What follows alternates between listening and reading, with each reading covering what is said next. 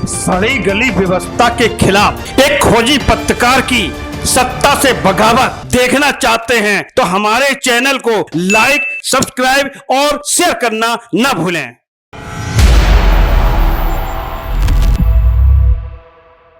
दरअसल देश की सियासत में इन दिनों एक बार फिर जातीय जनगणना की चर्चा हर तरफ होने लगी है। होना भी चाहिए, क्योंकि जिस तरह से नेता प्रतिपक्ष राहुल गांधी अपनी पूरी टीम के साथ हाथ में संविधान लेकर हर एक जाति को देश की मुख्य धारा में समान प्रतिनिधित्व देने के लिए जातीय जनगणना की रट लगा रहे हैं। अब गृह मंत्रालय ने सामान्य जनगणना के साथ जातीय जनगणना के तारीखों का ऐलान कर दिया है। चर्चा इस बात को लेकर हो रही है कि अब तक जो कांग्रेस जाति पाति की राजनीति से खुद को अलग रखने की कोशिश करती रही थी, आखिर कांग्रेस के राहुल काल के आते आते ये बड़ा बदलाव कैसे हो गया। आजाद भारत की पहली कैबिनेट बैठक, जिसमें पंडित जवाहरलाल नेहरू, सरदार वल्लभ भाई पटेल, मौलाना आजाद, डॉक्टर भीमराव अंबेडकर सरीखे नेता मौजूद थे, यह फैसला लिया गया था कि जातीय जनगणना देश के लिए विभाजनकारी साबित होगी। ऐसे में जातीय जनगणना नहीं कराना ही देश हित में होगा।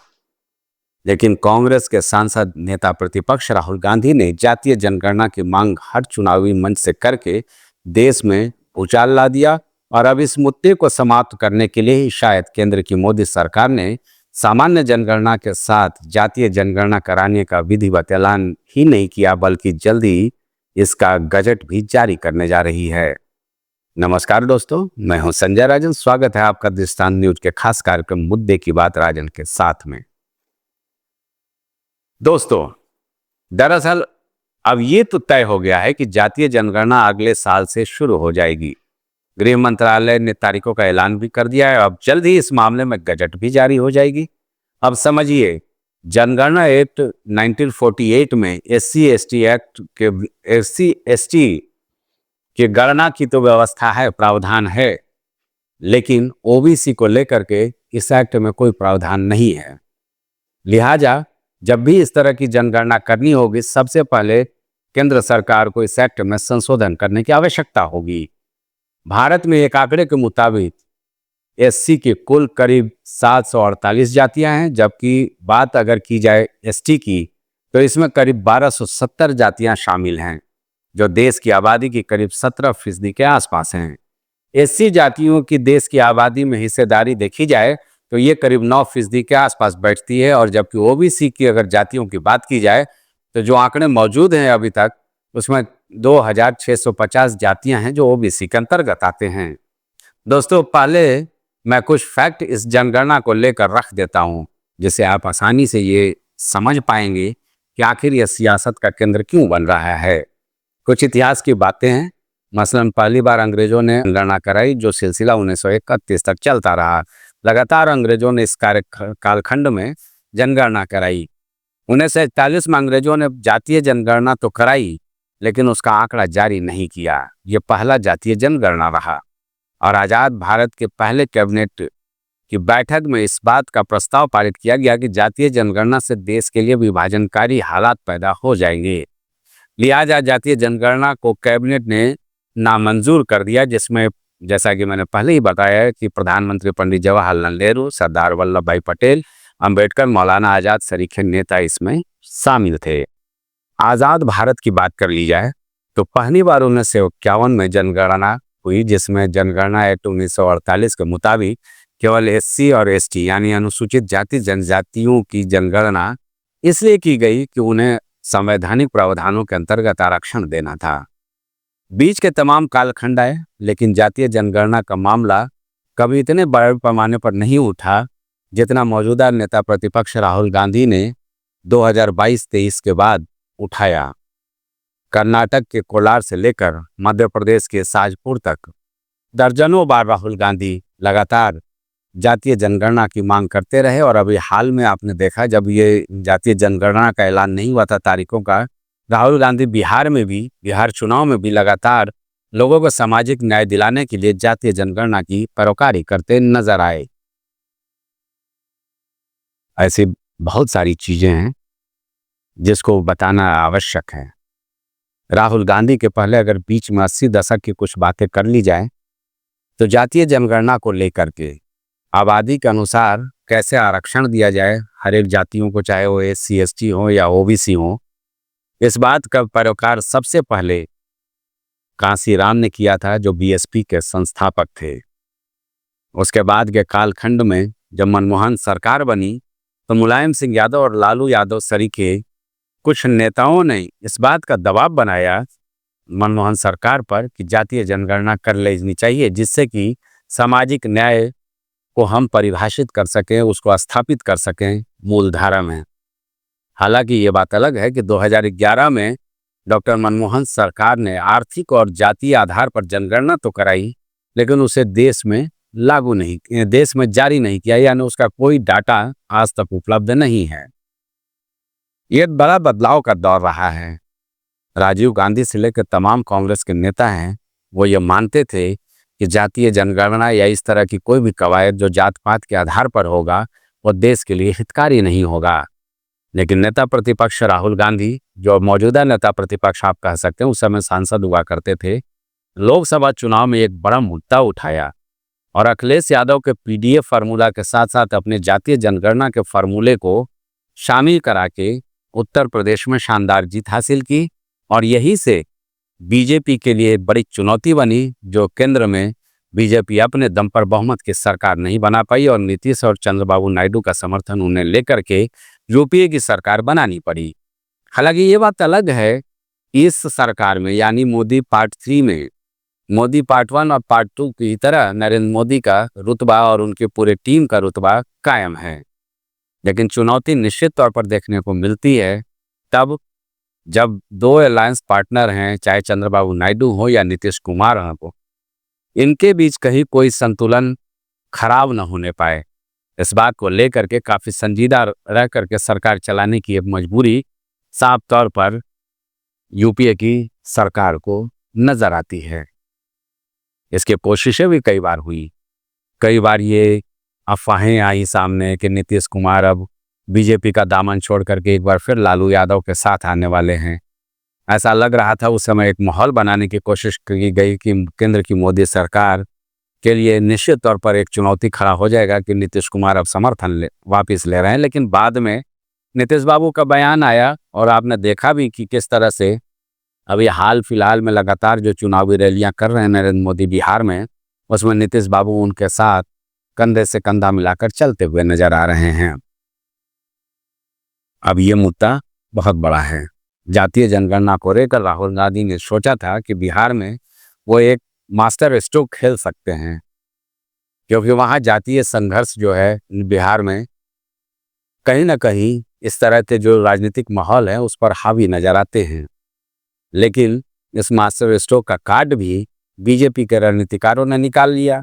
तारीखों का ऐलान हो गया। पहले फेज में अक्टूबर 2026 में 4 ऐसे राज्य जहां पर आबादी बर्फीले क्षेत्रों में भी रहती है, वो 4 राज्य हैं। लद्दाख की बात कर ली जाए, जम्मू कश्मीर की बात कर ली जाए, हिमाचल की बात कर ली जाए या उत्तराखंड की बात कर ली जाए। यहाँ पर पहले फेज में सामान्य जनगणना के साथ जातीय जनगणना कराई जाएगी। उसके बाद दूसरे फेज में 2027 के 1 मार्च से शेष राज्यों में जातीय जनगणना सामान्य जनगणना के साथ कराई जाएगी।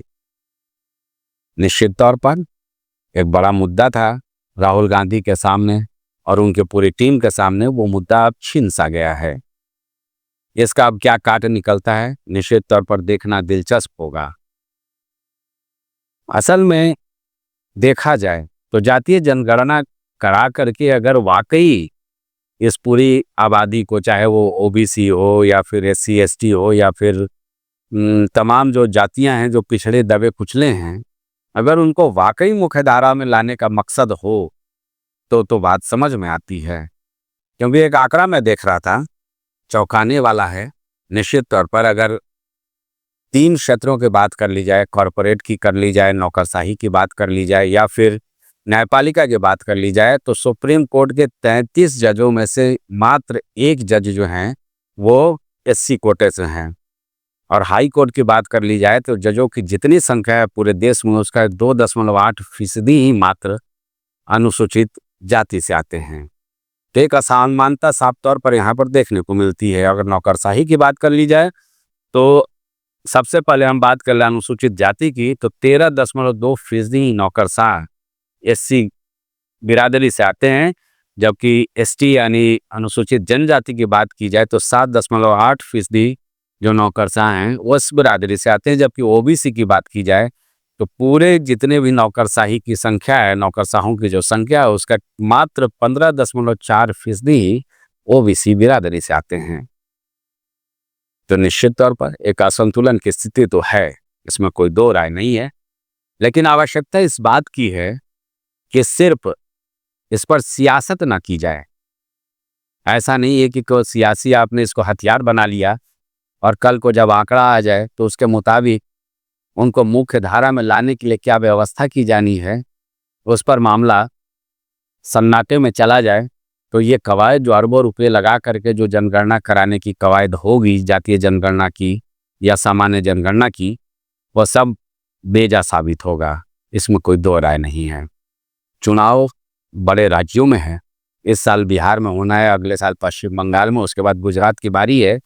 तीनों बड़े राज्य हैं, लिहाजा हर एक सियासी दल, चाहे वो इंडिया ब्लॉक हो या एनडीए के घटक दल हों, जो चुनावी पासा है वो संभल कर फेंक रहे हैं। ये दूसरे का काट करने की कोशिश हो रही है। पहलगाम का आतंकी हमला हुआ, उस आपदा को एक अवसर के रूप में स्थापित करने की भारतीय जनता पार्टी की ओर से पूरी कोशिश हुई। पाकिस्तान को किस तरह से साफ तौर पर चेतावनी दी जा रही है हर मंच से।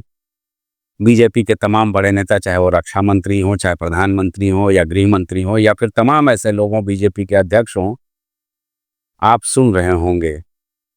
लेकिन हमें लगता है कि इनका असर बहुत ज़्यादा यहाँ सियासत में देखने को नहीं मिल रहा है। तो कुल मिलाकर ये कहा जा सकता है कि जातीय जनगणना एक बड़े हथियार के रूप में कांग्रेस से टीम मोदी छीनने में कामयाब हो गई है। परिणाम बिल्कुल साफ तौर पर यह कहा जा सकता है कि इसका असर बिहार के चुनाव पर भी देखने को मिलेगा। अब वो सकारात्मक होगा या नकारात्मक होगा, क्योंकि राहुल गांधी लगातार अभी भी अपनी कवायद बिहार में कर रहे हैं। नरेंद्र मोदी जी जो प्रधानमंत्री हैं देश के, उनकी 2 सभाएं हो चुकी हैं ये पहलगाम के बाद, और आने वाले दिनों में धुआंधार प्रचार करने केंद्रीय गृह मंत्री अमित शाह और नरेंद्र मोदी और पूरी टीम मोदी वहां करने जा रही है। तो अब किस रूप में इसको परिभाषित करने की कोशिश होगी, जनता को किस तरह से अपने पक्ष में लाने की मुहिम होगी, ये देखना दिलचस्प होगा। ये 2 बातें इसमें तय करेंगी। ये तो ये कि कांग्रेस इस बात को पुरजोर तरीके से जनता के बीच ले जाने में कामयाब हो जाए। ये जो जातीय जनगणना केंद्र सरकार कर रही है वो राहुल गांधी के दबाव में कर रही है, क्योंकि उन्होंने ही लगातार जातीय जनगणना की बात हर एक मंच से उठाई थी। और दूसरा ये कि कहीं टीम मोदी इस बात को जनता के बीच में ले जाने में सफल ना हो जाए कि जातीय जनगणना हम सामाजिक न्याय के लिए कर रहे हैं, जो हमारा है सबका साथ, सबका विकास और सबका विश्वास जो नारा है उसको पूरा करने के लिए। देखना दिलचस्प होगा क्या कुछ होता है, आगे हम बताने की कोशिश करेंगे अपने अगले वीडियो में। फिलहाल आज यही तक, बात लंबी है। जातीय और जात पात की राजनीति और जातीय समीकरण साधने की कवायदों को लेकर के बहुत लंबी बातचीत चल सकती है। अगर आपको हमारे ये वीडियो और विश्लेषण पसंद आया हो तो निश्चित तौर से आपका लाइक और शेयर बनता है इस वीडियो पर, और हमें उम्मीद है कि आप निश्चित तौर पर करेंगे। कुछ सुझाव हो तो कमेंट बॉक्स में निश्चित तौर पर लिखिए। और जनता की आवाज़ है दृष्टांत न्यूज़, जो कभी डरता नहीं है, कभी छुपता नहीं है।